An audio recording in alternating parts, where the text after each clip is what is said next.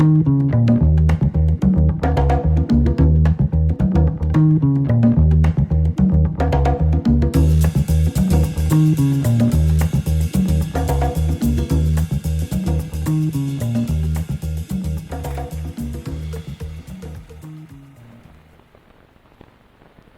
everyone, and a very cheerful and pleasant good evening to you once again.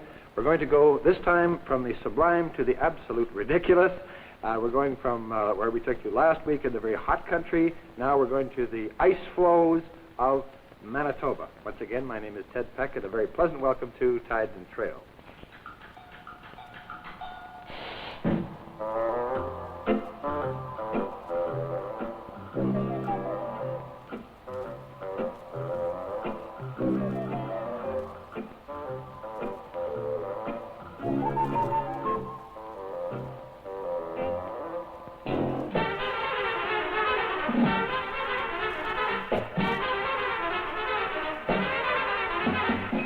Tides and Trails is presented each week at this time by Sportsman Cigarettes.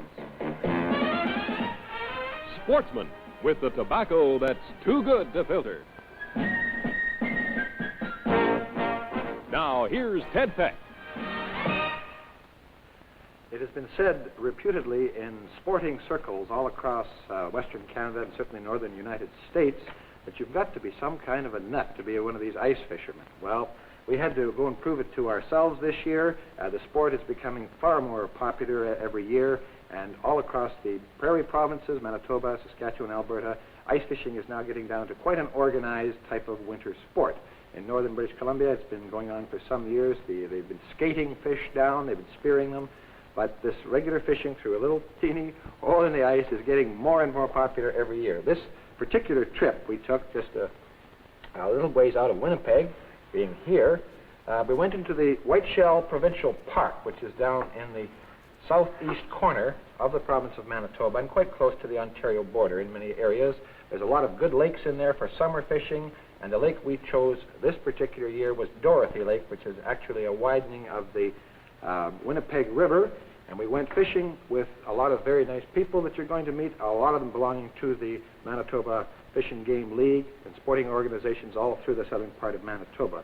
And through the help, of course, of Sportsman Cigarettes, Reg Gallagher, who you're going to meet in the film, and of course CJAY television station in Winnipeg, we had a very successful trip, and we attended a derby with 1,500 participants going after pike and walleye pike and pickerel. So now let's go ice fishing in Manitoba.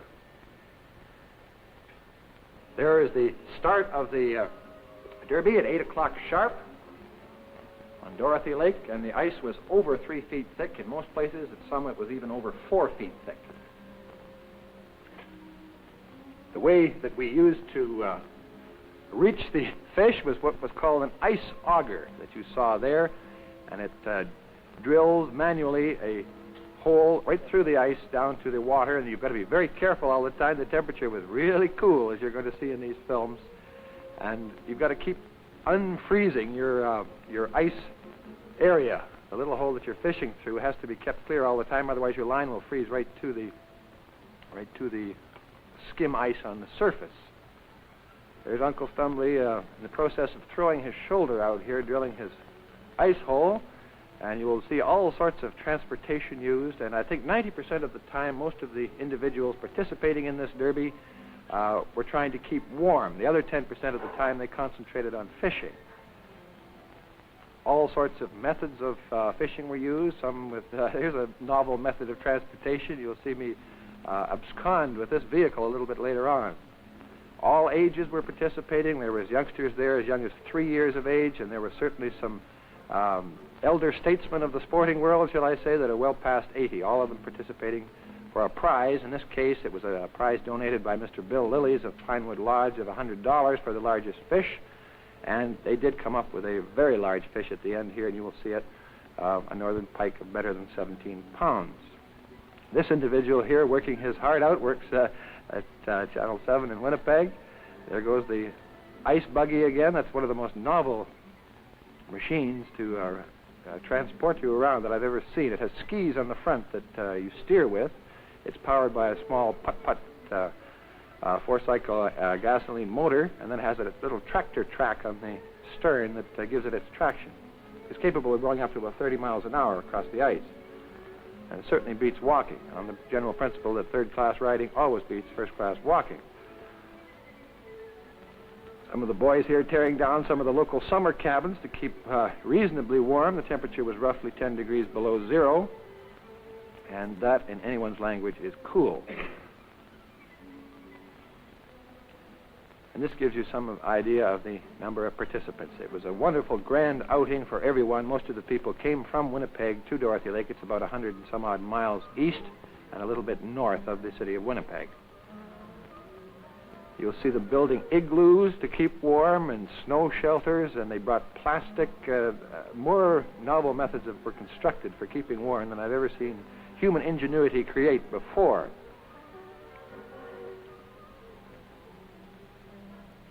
But the fishing, to be quite honest, was poor on that particular day. Here's a happy young lad, and this fish is still alive but frozen. I mean, it was so cold that they would freeze when you brought them right through the ice. This is a walleyed pike of about 2 pounds.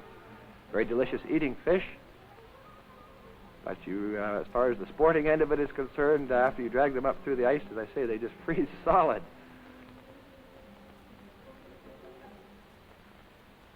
This same fish is known as pickerel in some areas. It's known as pike perch, and it's actually not a pike at all, but it is a relative of the perch family. And its flesh is one of the most sought after all through the center of this country. Fillet of walleye is excellent. Having a sportsman and a chat with some of the boys while waiting for the fish to bite, we talked to over 800 people on that one day. And it was certainly a warm and gratifying experience to realize that all these fellows watch Tides and Trails, and I certainly appreciate it. Here comes somebody really trying to get active. I think he's probably frozen stiff and can't move.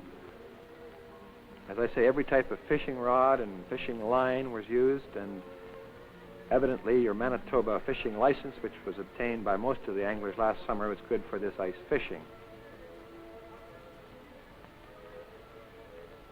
I'd like to thank the Fish and Game people for the complimentary honorary angling license which we were able to obtain, even though I didn't catch any fish on this particular day. There we steal this individual's ice buggy and learn how they perambulate in the wintertime, the ice flows. This very charming lady here had a daughter, or at least, pardon me, a son, a young fellow that we took out in the ice buggy, and he even drove it himself. He was only 4 years of age. There's many of these types of ice buggies manufactured, both in Canada and the United States, and they're all on generally the same principle. Some of them go up to about 50 miles per hour.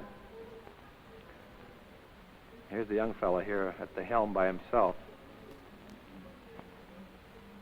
He certainly had a lot of fun that day.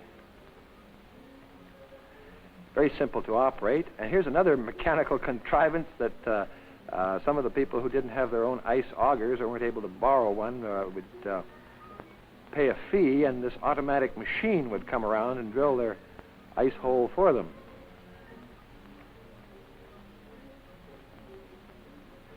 Uncle Stumbly is still cutting it up on the snow. There was about a foot of snow on top of 3.5 to 4 feet of ice.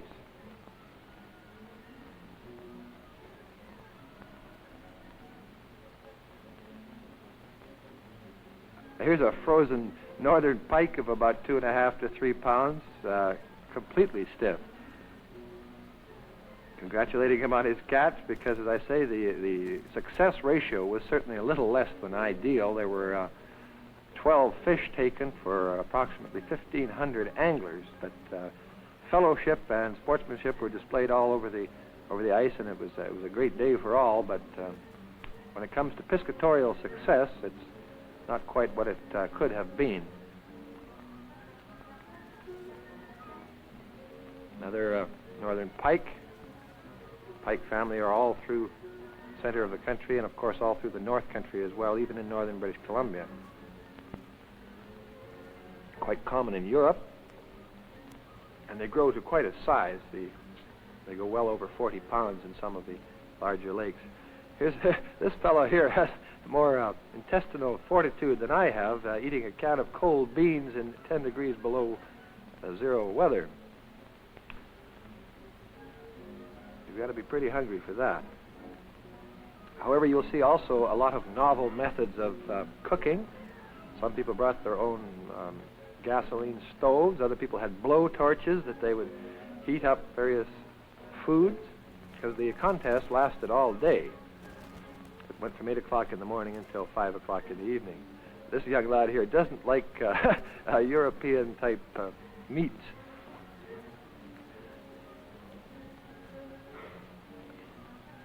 So then they put on some of the standard steaks on a gasoline stove. Here you see Mrs. Gallagher, the very charming wife of the Sportsman Cigarette manager for Manitoba, and Uncle Stumbly here trying to keep the hole in the ice free of skim ice so that we could just do a little fishing. Using minnows for bait, various sizes of frozen minnows. These little shiners go anywhere from 1 inch up to about 3.5 inches in length. And some of the larger fish were taken on smelts.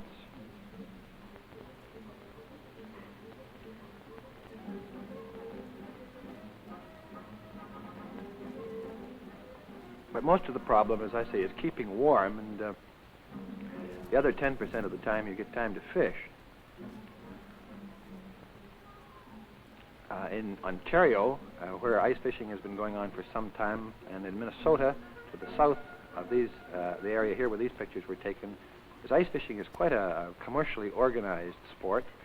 And here's some of the contraptions used in its more advanced forms. You don't even have to get out of your ice house. And the fish bites, that just slips up a little flag there, and there's no point in tending your line until you get there. In British, there are other types of problems that one encounters on the ice, so that there is always some way of solving them, and some ingenious fellow constructed an igloo here. Even Uncle Willie, the cameraman. Here he comes now. These ice igloos were built mainly as a windbreak, because at 10 degrees below zero, if it's still, it's not too cold, but if there's a little bit of a wind blowing, say 10 to 15 miles per hour, it chills you right through very quickly. Getting down again to the remarks I was making on Minnesota and Ontario, they have these ice houses that you can rent, and some of them have hot and cold running, everything, you know, all inside them. And that fish is frozen stiffer than a plank. Another little northern pike of about 3 pounds.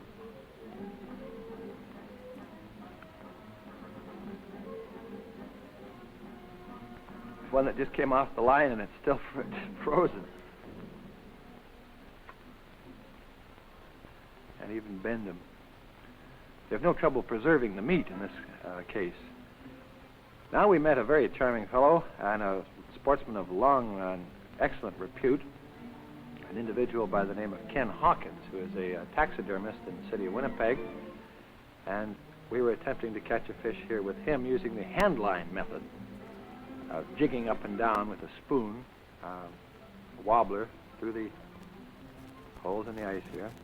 Ken was telling me some of the stories about the Great Fire, and there's evidently quite a long, tall tale that goes on about this Great Fire, about all the deer, and how a lot of them died, and a lot of them had troubles getting close to the water and so on to try and keep the fire. And you'll see some of the results of this very shortly. He's a member of the Fish and Game organizations, too. A very good sportsman. And evidently a very good taxidermist as well.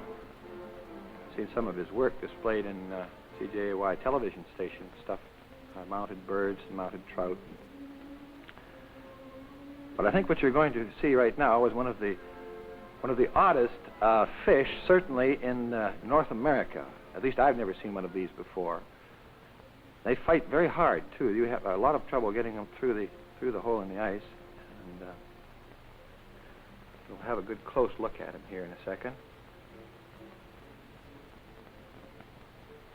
I don't know quite what to call it. I would say it would be a genuine 2-point northern.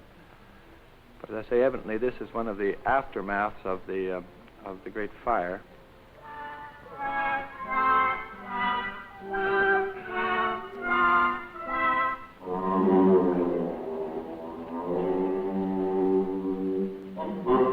how about that, ladies and gentlemen? A genuine two-point northern pike. Well, we had to catch something out of the ice, so we thought we'd just put that in for you.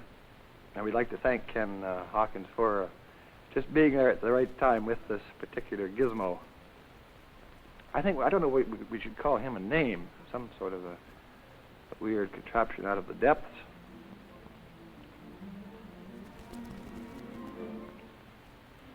There's a cool scene.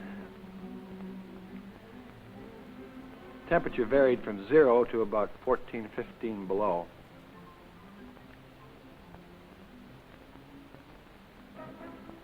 Some people came better equipped than others, as you see, with tents, and some had these oil barrels fired up with gasoline and sand so that they could stay warm. All in all, nobody got too cold. You could always run around a little bit and keep warm. Another northern pike, about 3 pounds, 3.5 pounds. Now, here's the winner of the Derby actually being caught.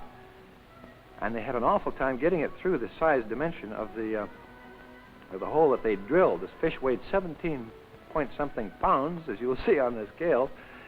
They had an awful time getting it through there, but the chap who actually caught it had trouble with his hands. He cut them quite badly. We were very fortunate, Bill and I, to be right on the spot there when he caught the fish, because they were fishing over several square miles of lake. And with 1,500 contestants, it's just straight luck that we were right there when the big fella here was pulled up.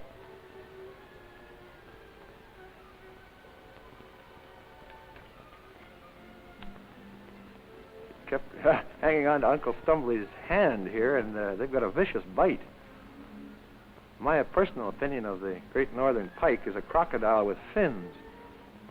But they're quite highly regarded in Manitoba for sport fish in the summer, and not too bad in the eating department, and particularly when they come from nice cold water like this.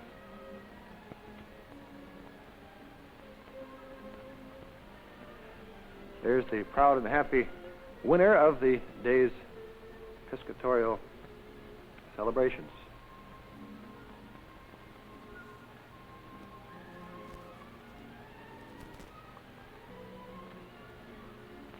The people from the lodge, the Lilly's family, had cut roads right out onto the ice. They'd plowed out areas for parking and so on. But there were a few venturesome souls that wanted to go out a little further, and many of them were stuck on the ice.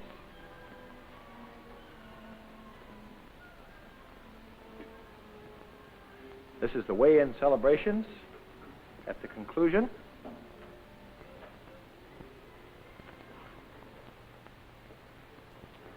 There you see Mr. Northern Pike on the scales, and he will tip them at exactly 17.9 pounds.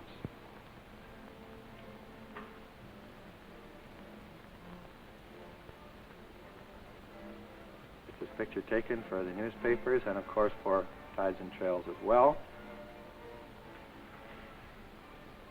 A very, very lucky individual he was. He's presented here by Bill Lilly. He gets his $100 prize.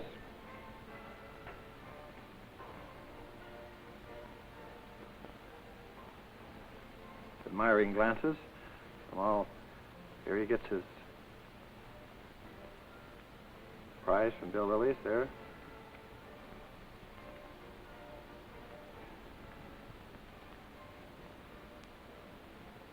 And a carton of Sportsman cigarettes from Uncle Stumbly. And a wonderful day, good hospitality, and a very nice outing all the way around.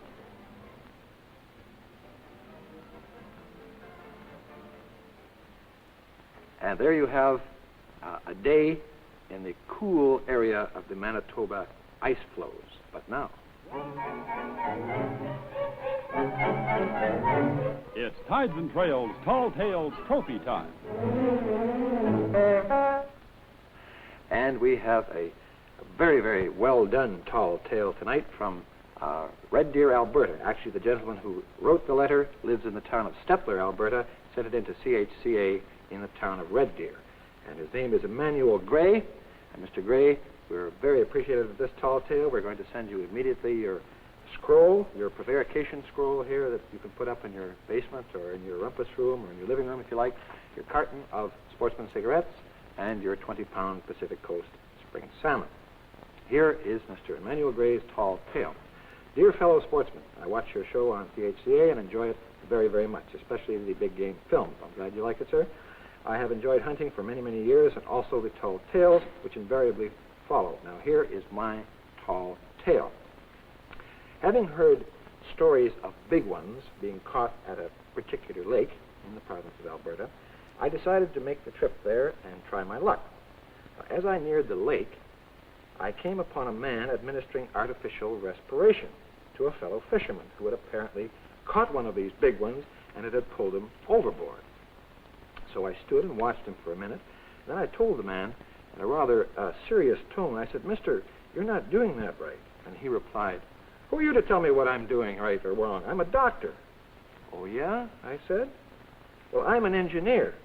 And if you don't pull him out of the water, you'll pump the lake dry."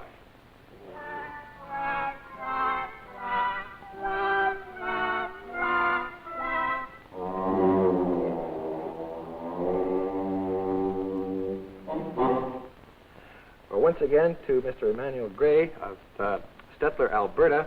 Congratulations once again. And, of course, the rest of you, if you'd like to enter the Tall Tale Contest, it's very, very simple.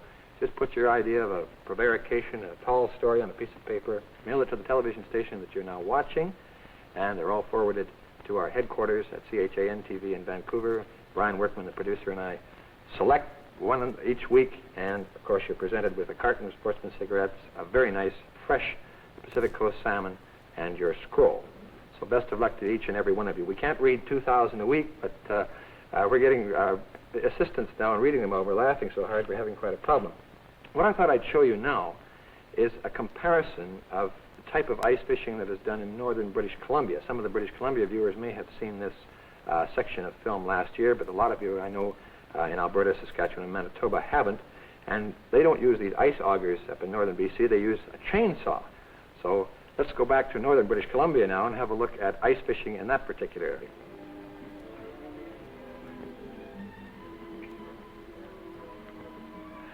Look at that individual. It's not recommended that you do that sort of thing on the ice with trucks. These films were taken in Canim or Canim Lake, which is in the north central Caribou district of British Columbia.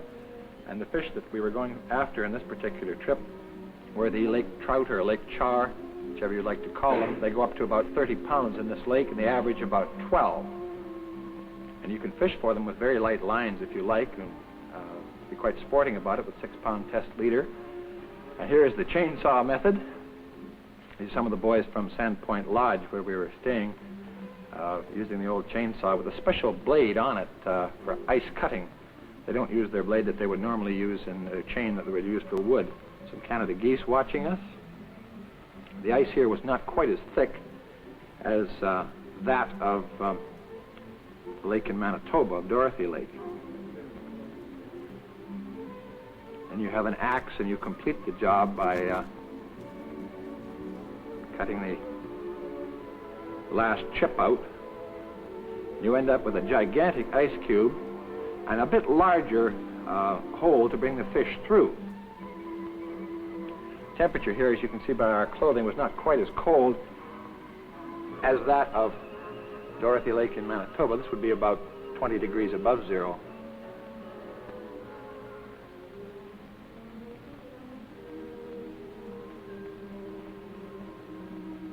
But ice fishing, as I say, is becoming much more popular in the last few years than it ever has in the previous 50.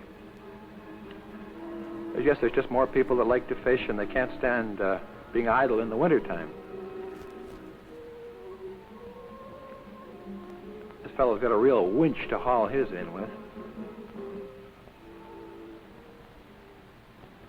But as I say, they get quite large in some of these lakes, and you need quite a skookum piece of equipment. Skookum being a coastal word for big.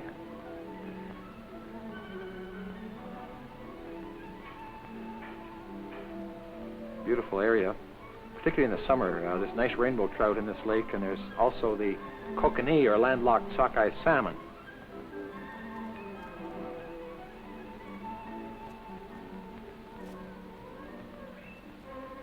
Patiently fishing. Be very careful with your hole in the ice anywhere you're fishing, and make sure that you mark it well when you leave it if the temperature is rising, particularly if there's anybody expected on the ice in the future. Another gigantic ice cube coming up.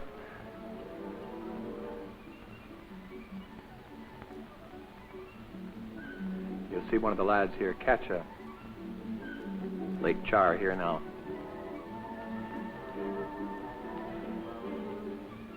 A lot of arguments have arisen over the char. A lot of people in northern BC call them char, and everyone else calls them lake trout. They are a member of the char family.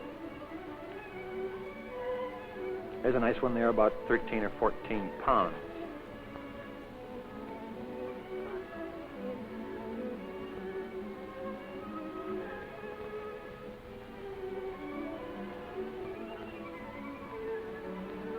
Nice example of a lake trout, or lake char.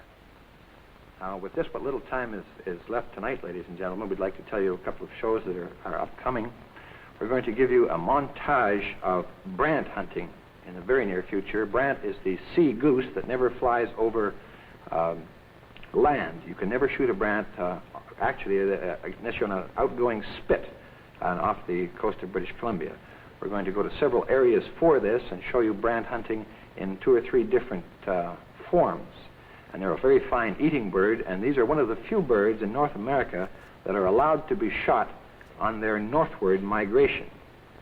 Most of the waterfowl, as we all know, are shot on their southward flight, but the brant are already starting to come back in the early spring of the year, and the season on brant is extended usually into the first 2 or 3 days of March. So very soon upcoming now you will see a brant show. We're also going to give you a montage once again of the snow geese, the very fine bird that originates in a lot of the areas on the west coast at least, all the way from Siberia. We're going to have a conservation show coming up now, not only from the state of Hawaii. We're going to give you a conservation show from there, but also on Junior Sportsman, the program that is going on now with the firearms training course, a very fine and wonderful thing sponsored by the British Columbia Fish and Game Branch and the BC Federation of Fish and Game Clubs. Has spread into Alberta now. We're going to take you up there and show you what they're doing to make sure that the youngsters learn well and soon enough about preventing accidents with firearms. You can't teach a boy too young that a gun is always loaded. So those are just a few of the shows, and of course we'll be taking you to Hawaii again alternately back and forth. We don't want to spoil you with too many of the Hawaiian shows all at once. Thanks for being with us once again tonight. Join us again next week at the very same time, and remember our code to be a true sportsman: smoke Sportsman cigarettes. Once again, Ted Feck giving you all the best and tight lines, straight shooting.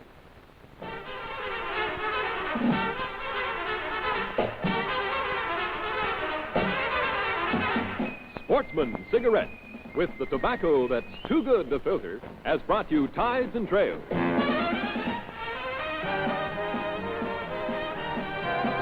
Join Ted Feck next week at the same time.